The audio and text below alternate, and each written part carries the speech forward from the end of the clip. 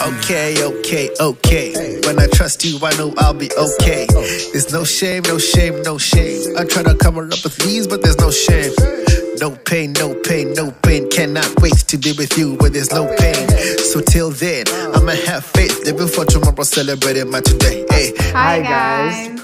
Welcome to the special episode of Love from the Other Side. I'm Kanyiso. I'm Tabiso. And today we have a special treat for everyone.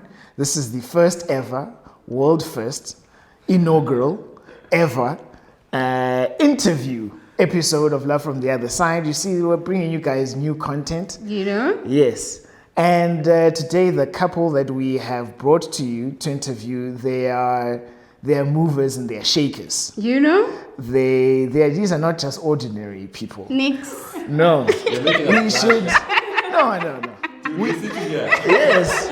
We should actually we should charge people for this level of content. Yay! Because this couple, not only are they engineers, not only are they business owners, multiple time entrepreneurs, artists,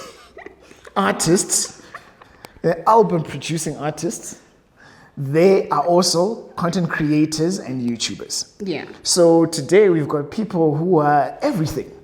And we're actually, today you can see on a different set, we're actually in their business, as you can see this. Yeah. You can see it's an office. This is their business, and they're young and they're black and they're doing it. And the most. Yes. They're doing the most. Yes. Yeah. So there's a lot to learn from them. So here we are. Yes, we have the lovely Londeka and Bulelani Ndebele. Yes. Hi guys. We're so humbled to be invited by you guys to your show. Yes. Yeah. No, it's a pleasure. Thank you so much for inviting us as well to do this, and we're looking forward to I'm very excited. The golden nuggets. I, for one, am very excited Yes. about this conversation. Yes. Yeah. We've been looking forward to this one for a while now. Yeah. So today, the topic of discussion time is cross-culture marriage. So you guys know the show is about like love from the other side. Yes. So by coincidence, Londek is also South African, who's married to a handsome Zimbabwean man. So I thought this would be interesting if you guys got a different perspective. Yes. So I love to hear people's love story, you know, the genesis of this. Yes. How did you guys meet and what attracted you to each other?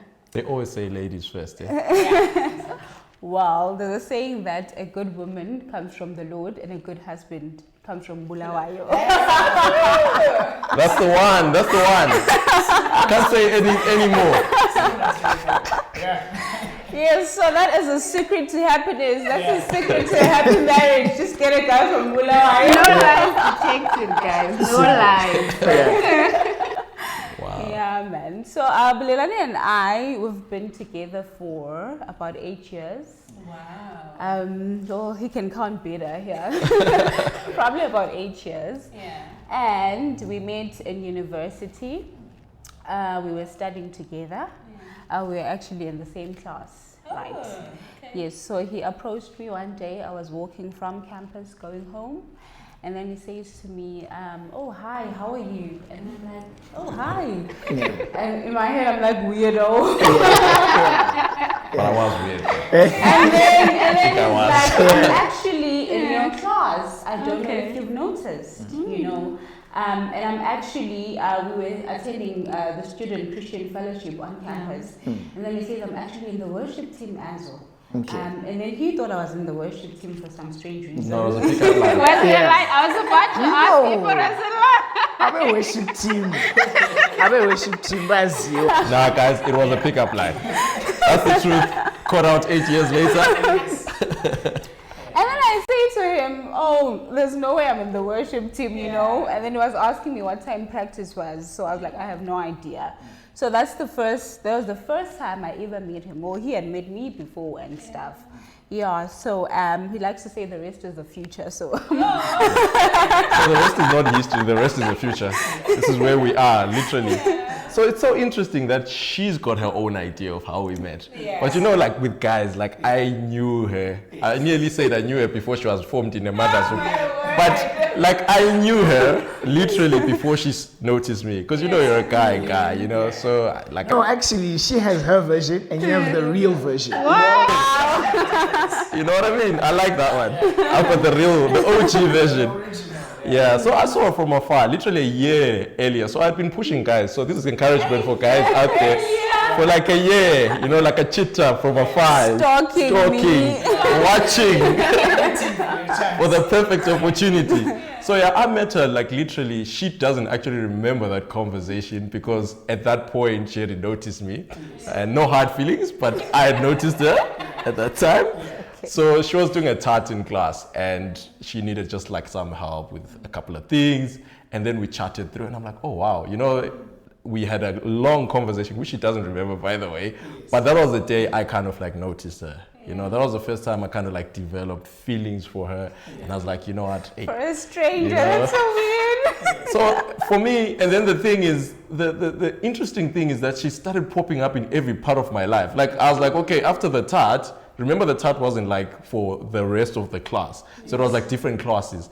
Then like I met her in class. You know what I mean? Like coincidence, that was like 3 months later. Then we met in the same class. And I'm like, oh wow, we're in the same class. And then lo and behold, we met in the same church again. So I'm like, okay, that's the time I asked her about the worship thing. So I took my chance then. So the rest is the future, guys. Yeah, that's how we met, literally. So how would you say attracted you to her and the other way around? Ladies first as well. Oh my gosh. For me, okay, I met him on that particular day, and then I met him again. We're walking from our commune with my friend, and then we met with him. And then we started speaking. And for me, I was just like, you know, often enough, ladies will say, I don't want to date a guy who's my age, you know, because apparently ladies are more mature than guys. So that's what they say. So, but for me, I was like, he's so wise, you know, the level of wisdom that I actually saw in this guy who's my age. Yeah. It's the Bulelani effect, guys. I'm thinking so because I didn't think I was wise then. Water makes us wise. That day, literally, I went home and then I told my friend we were staying together actually in the same room. I'm like, I really like this guy that I saw. Guys, I literally went into the Bible. I'm like, does love at first sight even exist? I read about Rebecca and Isaac, and then so for me, I would say that is actually what drew me to him. Well, apart from his handsomeness, you know. Thank you.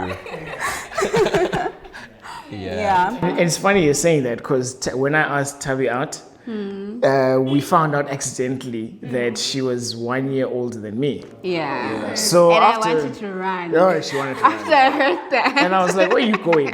Stay here. But it was too late. I already liked him. Yeah, I was like, wait, nigga, wait. And we found out by accident. I was like, wait, what's your student number? Yeah, that's the thing. I was like, wait, what's yours? Because you guys' student number, it didn't show the ID number like us. It showed your passport number. Yes, yeah. So that I didn't know until you actually asked, and I was like, what? No, I saw your student number, and I was like, why does yours start with 29, not 10, like a normal person?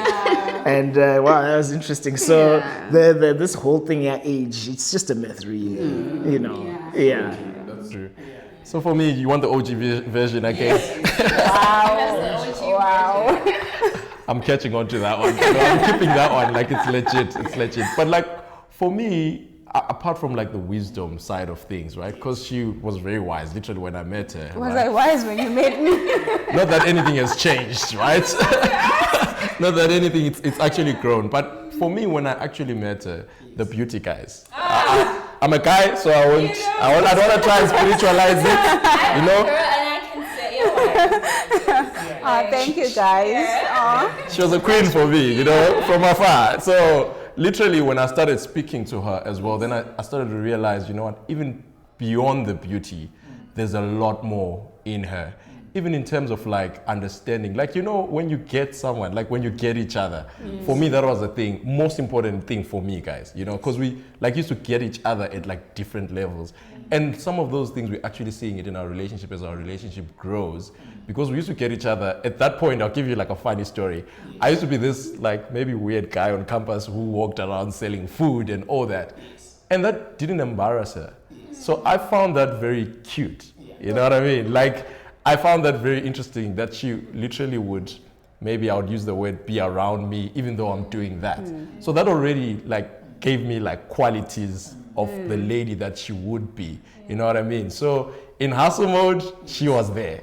And she's still there after today. So yeah, that was the big thing. Comment on that one. Yeah. For me, what I saw when he thinks I was there, for me, I was like, oh, look at this. My kids will never go hungry. Wow. Literally, guys, I was like, yours is a man with a plan. My kids will never go hungry. Yeah. That's wonderful.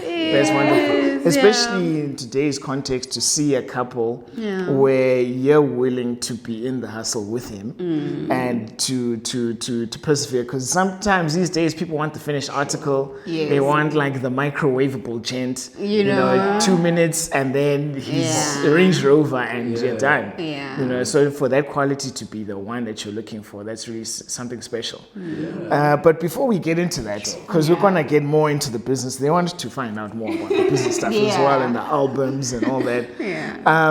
But okay, so now you've gotten together, you've been dating, and you know it's time to get married. You want to propose, and you're from Zim, and she's from South Africa. What are people's reactions to finding out that you're with someone who's not Zimbabwean or not South African?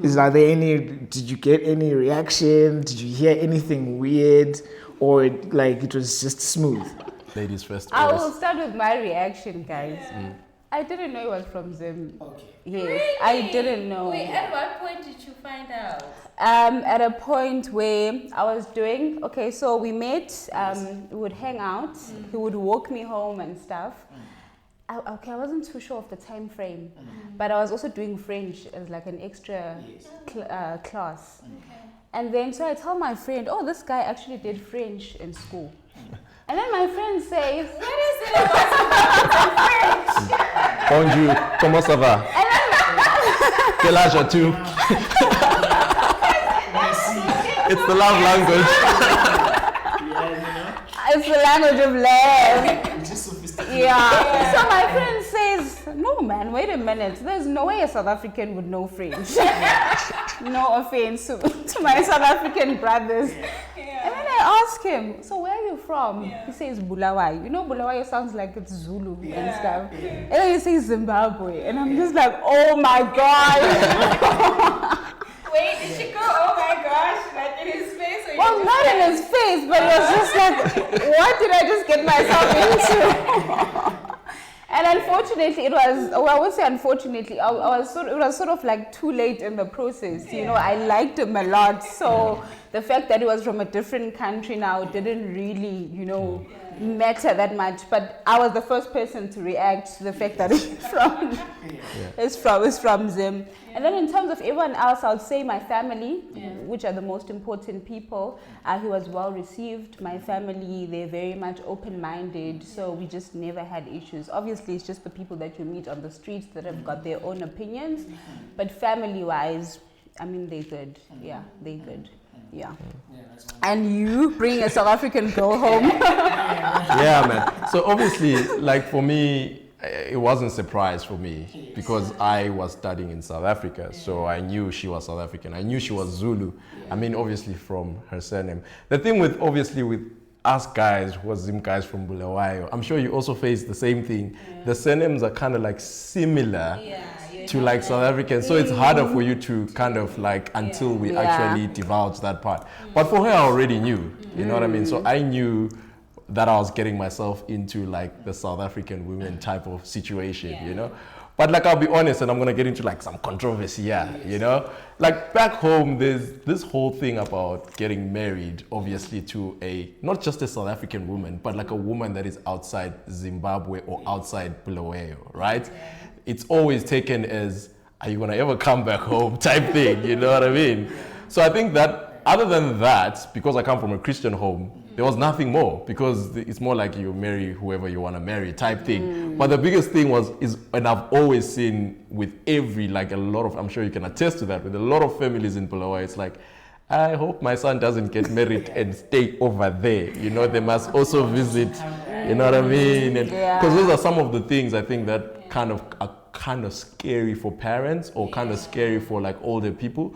So I think that was the one thing that kind of came up in conversation when I did say, hey guys, this is what's happening. I'm getting kind of engaged to a South African woman.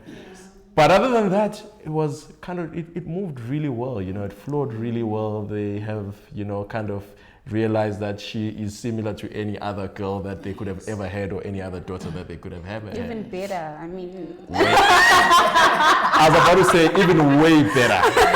But let's not get into that.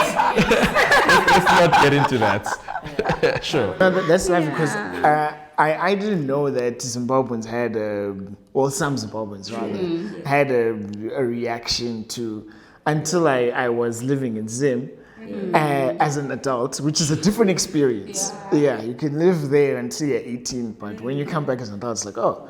And people would be like, are you sure? And I'll be like, yeah, I'm sure. And then some people would be like, no, let's see a photo. And they'll look at it and they're like, yo, she's pretty. Are you sure? You want to marry a pretty South African? Are you sure about this? And I'm like, why? What's the problem?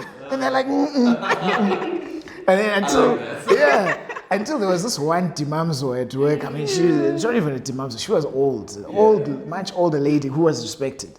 So she was like, you know, I worry about you, my son, marrying a South African. And I'm like, yes.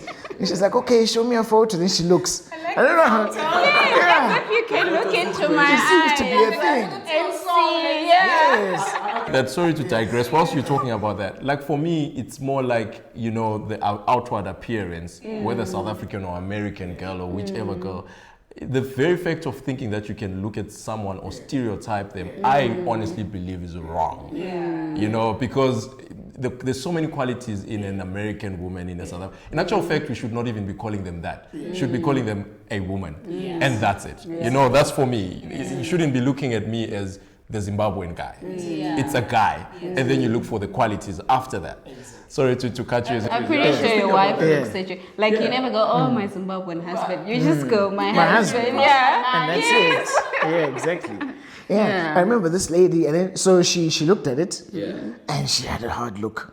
Then she said, no, he's safe. He's safe. This is a good woman. And how can you even tell that from looking at a picture? There's a certain level of Dimamzo where they know things by looking. Of course, like what you're saying, where you can't just look at a person and assume.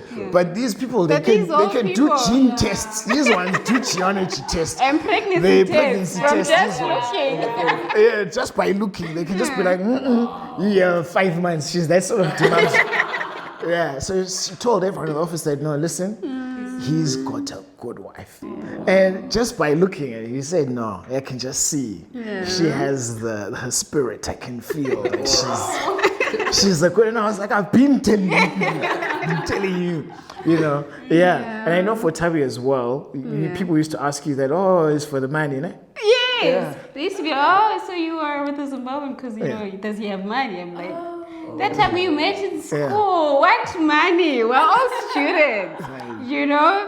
And my mom, how she found out, my little sister, you know, blurted it out. I wasn't ready to say, okay, I'm seeing a Zimbabwean guy.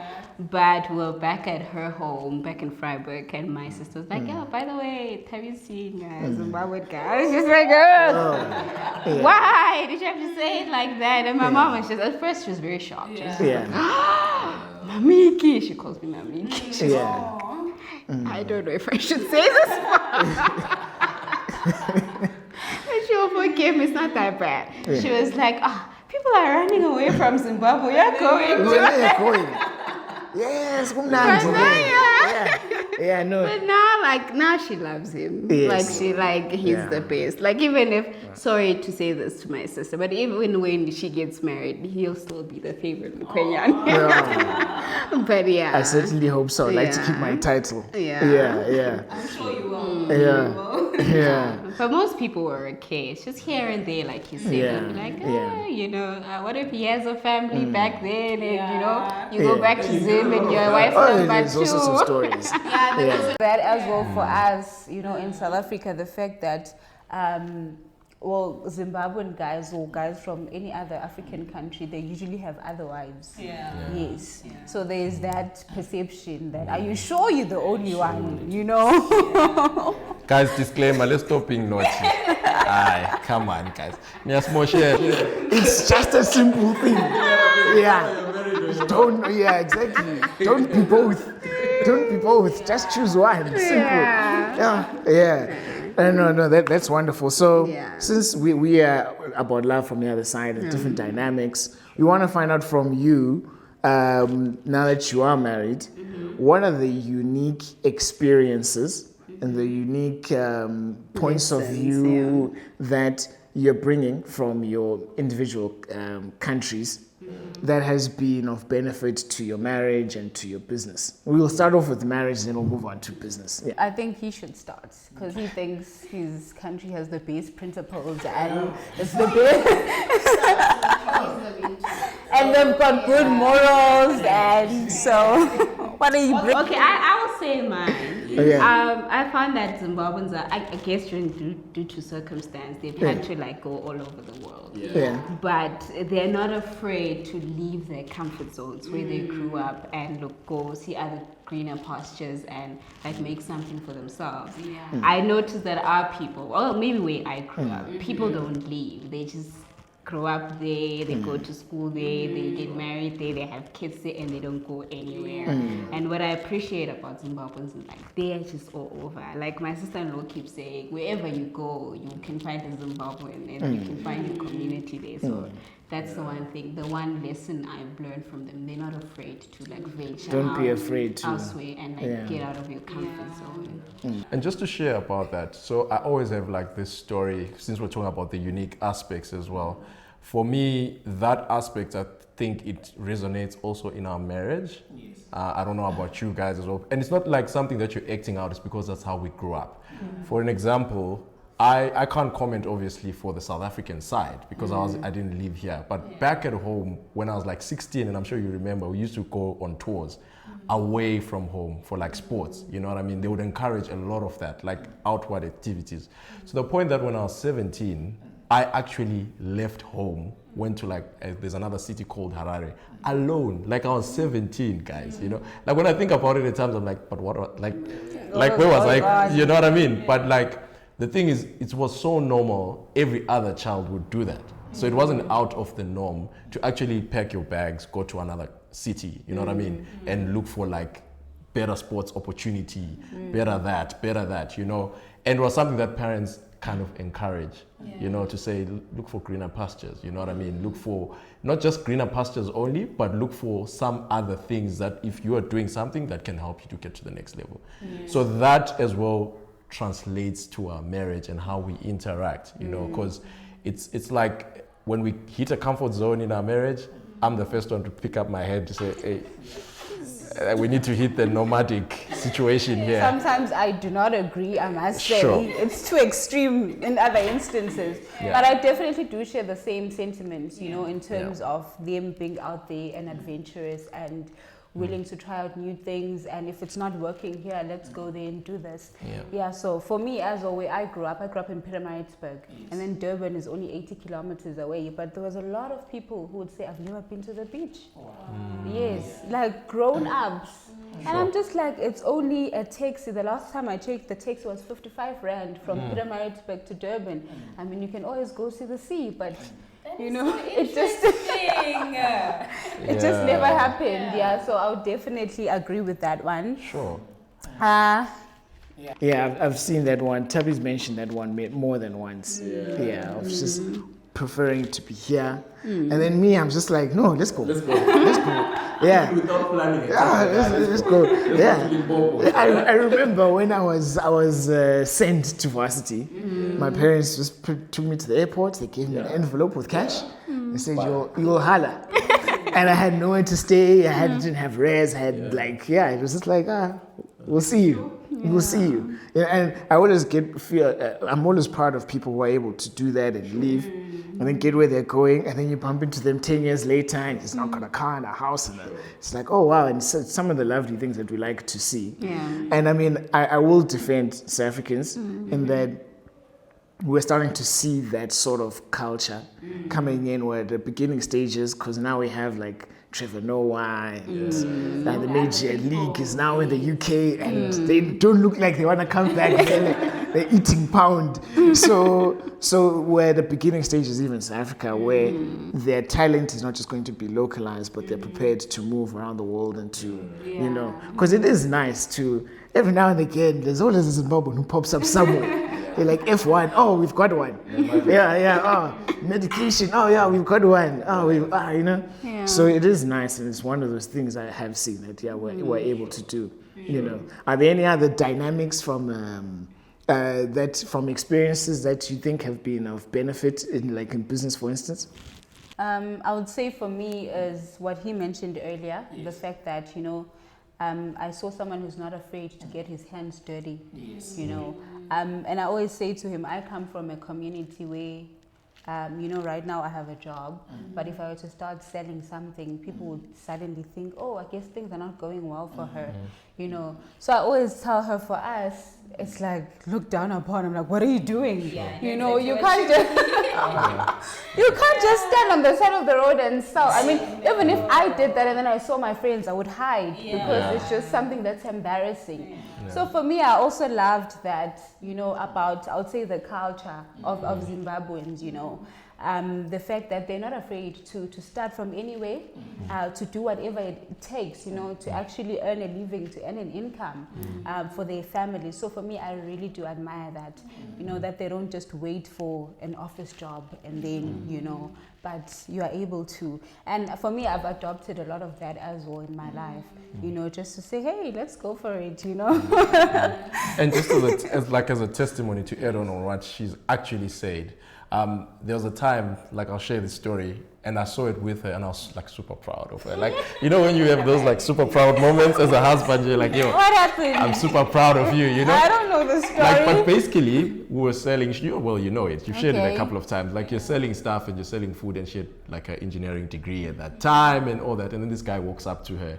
It's like, yo, hey, sorry, sis, did things work out with your engineering degree? Isn't like, there must be something wrong. Why are you selling food? And then she's like, no, nothing went wrong. It's just that this is my side hustle. You know what I mean? It doesn't have to be the main thing, but it's actually bringing in income in another. And I like listening to her answer that way. Like, I was proud of her, man. Aww. I was just like, I was proud of her. And obviously, I mean, we're shining the spotlight on the Zimbabwean side of things. Yes, bring some light to but the you side of the world. let's get into First of this. all, South Africa has beautiful women. Let's just start there. There's beautiful women, okay? No, let's just start there. It's true. Not that they are not beautiful. I did not say that. Yes, I'm just talking about what we have on this side of the world. I'm not, And the other very important thing is that for me, I won't say South African women because I dated my love. Yes. Okay. So for my woman here, my words must be very careful. So for my woman here, literally the open-mindedness is what I picked up as a positive. You know what I mean? It's one thing that I saw, and obviously I don't want to draw comparison and say this is how Zimbabwean women are, or this is how Nigerian women are, or this is how, but like specifically, a lot of South African women are open-minded. So for me, that was like a challenge, even to me as well. Something that I learned to say, okay, these guys are really, like, they're very open-minded. When I'm saying open-minded, is that even the way they think about career is different. The way they think about culture in terms of what a makoti is supposed to be is also kind of different, you know what I mean? And to see that, because at times, I'll be very honest, at times we've hidden behind, especially, and I'm touching a nerve here, on the Zim side of things, we've hidden behind, and to shine a light on it as well, we hide behind at times the whole idea of makoti, and some people misuse that, and they end up suppressing women. And I think that can be a danger. South African women are very empowered. I think that there's so much work that's being done to make them as empowered as they are, which is something that I find very admirable in SA. With Zim, we're definitely not where South Africa is. And there's efforts that have been made, obviously. There's a lot of effort that are made, but I mean, I think the problem is in terms of like gender empowerment is still on a cultural level, which is something which is very difficult to legislate or to enforce. If people want to have that cultural thing of like, no, you are a woman, therefore you must, it's so difficult to how do you enforce against such things, and that's what's holding back a lot of Zimbabwean women, and I think in terms of empowerment. So South African are very, very empowered. They're not afraid to speak their mind. They're not afraid to take the chance and take the gamble as well, and that's something I've also seen, and it's between Tabi and I, it's been able to, that's something that's added to our own relationship. To see that she's not going to do something just because the culture said it must be done. Like she's not going to be like, I'm going to cook because we're hungry. You know what I mean? Not because ubaba ute. Because very quickly we can go from being in a marriage to being in a dictatorship called marriage. 2 seconds, it's now like I'm the dictator. And just to add on to what you're saying, her opinion is very important. And at times I feel like we say it lightly as guys, but because cultures and you know what I mean, it's more like her voice can slowly diminish. And I think that's one thing obviously we need to be careful, and that's one thing I've learned from South African women, just to literally appreciate that they speak their mind, like you said, number one. And secondly, them speaking their mind, it doesn't mean speaking your mind is disrespectful. Because for me, and we always speak about it in our podcast, and for you guys as well, we base our understanding obviously from a Christian point of view, right? And obviously the culture and the Christianity as well, which is a topic for another day. I won't get into too much of that. But there's obviously an order in way God has set things in a home and in a family. So you're still the man of the house, I'm still the man of the house. But it doesn't mean that her opinion must not be heard. You know, if she's got an opinion, and South African women exercise that, they will challenge you mentality, and that's good, and it attracts me even more. Funny enough, weird enough, it actually attracts me even more to her, because she will be like, okay, Baba says we must go this way, but can I just ask? Why are we going there? Guys, if you see a bus that is going down the cliff, you can't just let it go. So I think that's a structure that I think we must be very careful not to stamp down on. And I appreciate that about them, because she could have chosen to just keep quiet. You know what I mean? And so that's the plus for me. I'm very surprised to hear you say that, because a lot of men don't like women having a lot of opinions, So I find it interesting that you're saying you like the fact that your wife has an opinion, and it's not how is that at what point do you feel like, okay, this is now overstepping the mark, or do you get what I'm trying to ask? I got you. I think that's why I said, obviously, the basis of our relationship is guided by certain, principles, but they're not cultural. And I'm glad, I thank God for us. And I mean, I'm sure some people watching this show are not believers, right? But for us, it works. The fact that she knows the order of the home, the man first. So that respect I still feel from her. And in any case, let's be honest, I love this quote. There's a guy who once said, and I walk with it the rest of my life. If you walk into your home and have to say to your woman, I am the man, you've already lost it.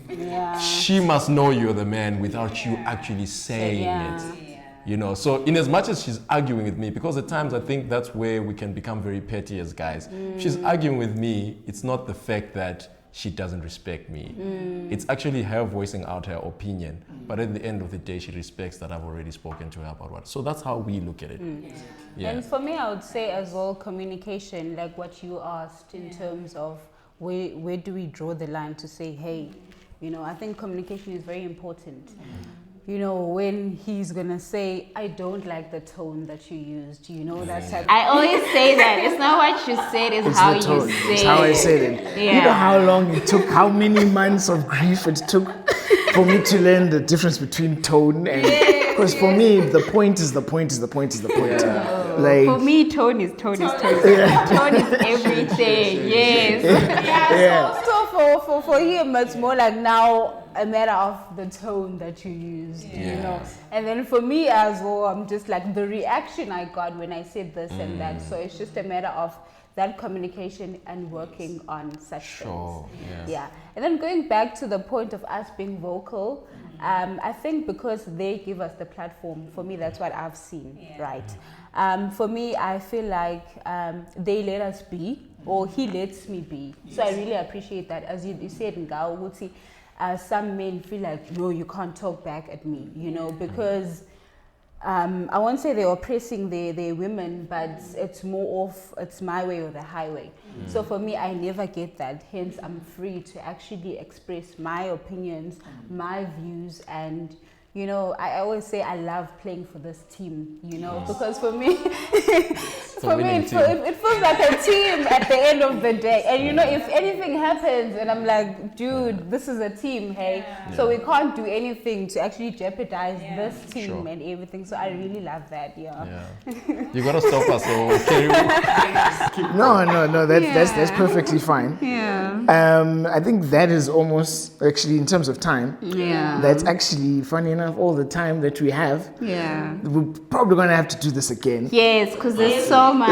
Because there's more. We still want to unpack. There's so much we need the to music unpack. and the music and the business and because one thing I find very interesting about you guys is that both of you are like business minded. Yes. In our relationship, for instance, there's this lady I follow on YouTube. She makes this analogy that the husband is the kite and she's like the string. So this is us in the relationship. I'm the string, he's the dreamer, and I'm the stable one. So I find that you guys are very interesting. Both of you are like very business minded, and like how do you navigate that? How do you go, okay, babe, we're flying too close to the sun. We need to be safe. You know, things like that. I think with that, she's still the string. No, but I'll tell you one thing. One thing I've learned about marriage, we rub off each other good and bad, right? First of all, he told me to eat at midnight. I never used to eat at midnight before we got married. So some of the things, when we met, he was more on the serious side of the world. I mean, we would joke around and then he'll be like, oh, we haven't said anything to each other. And I'm like, what more do you want? So I sort of rubbed that onto him, that he loosens up a bit. And for me, as when it comes to the business mind and everything, I would be honest, I wasn't, I wanted more and I was driven and everything, but some of it I got from him, I would say. He influenced my decisions, my thoughts, even our conversations, you know, they started changing. You know, where I started enjoying such conversations whereas before he would be talking about business and I'm just like, oh my gosh. There we go. Like, why? But we sort of learn certain things from each other, you know. For example, when it comes to money, Bulelani can just wake up and spend. And for me, I'm on the reserved side. So he's learned a little bit of that to say, hey, you don't just wake up and... That's why I said she's a string. She pulls it. We're going now. And for me as well, I was like literally a cheapskate. I don't want to do anything. And then he's like, then why must you wake up every day so that you know, and then you just, your life, you know... I don't know how to put it, but I mean, you are working so that you can achieve this and that. So those type of things. So I think we sort of influence each other a lot, I would say, yes. Sure. What's your opinion? No, she said it all. Said it all. We'll do another episode and we'll go deeper into this topic, because I also have my own long list of things that I've also done and business-wise where it's been a lot as well. But I mean, just because I never mentioned it on this channel, for me, my level of dreaming is very, very high. Extremely, extremely high.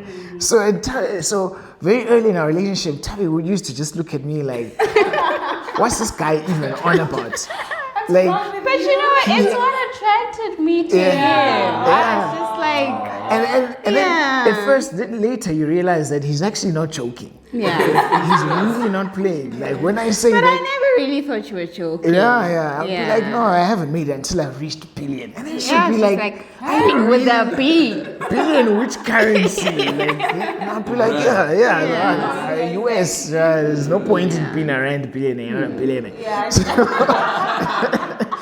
So she's putting it out there. So we've also had those sort of experiences where Tabby's like, okay, just do it because wow, that's crazy. Yes, we will have you over again, and we'll unpack This is more not of the these. end. Yes. Thank you so much, guys. Thank you so much for everyone who's been watching. If Yeah. you've been watching until this point, don't forget to like and subscribe. I've also left a link to Bulelani's album. It's in the description below. And we will see you in the next episode. Bye. Bye.